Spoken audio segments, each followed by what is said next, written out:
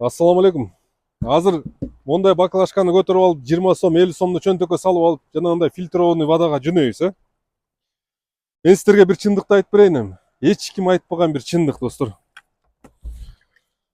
Не себептен бүгүнкү күндө оору көп? Не себептен эзели укпаган ооруга балдар чалдыгып атат? Анан мынакей операциясы мынча экен, тигинче экен деп элден кайрымдуулук сурап атат. Баарына күбөбүз, баарыбыз. Туурабы, достор? Эзели бул оорулар жок эле да. Эми биз ичип аткан нерсебизге көңүл буруп атабызбы? Жана фильтрованный таза суу деп эсептеген суунун чындыгында адамга, ден соолукка пайдалуу свойствонун баарын өлтүрүп коерун билесиздерби?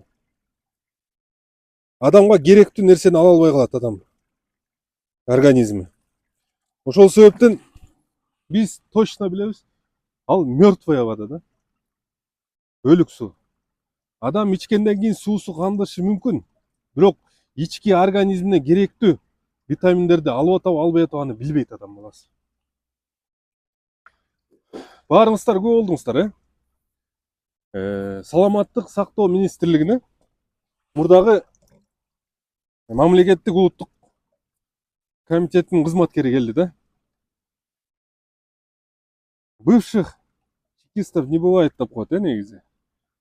Ачык айтканда, саламаттык сактоо жагыдагы мамлекеттин, улуттун коопсуздугунун компетентине кирет да. Себеби жарандардын ден соолугу маанилүү да. Бүгүнкү күндө көрүп атабыз. Аптекага кире тургандай болсоң, миңдеген, 10 миңдеген саны жетпеген түрдө дары дармектер бар да.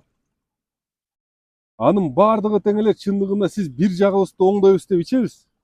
Бирок бир жагыбызга зыян алып келип атканыбыз менен ичибиз жок. Эмне себептен аптеканы көздөй чуркап атабыз? Себеби өзүбүздүн ден соолугубузга өзүбүз кайдыгербиз. Ичип аткан, жеп аткан нерсебизге көңүл бурбай элебиз.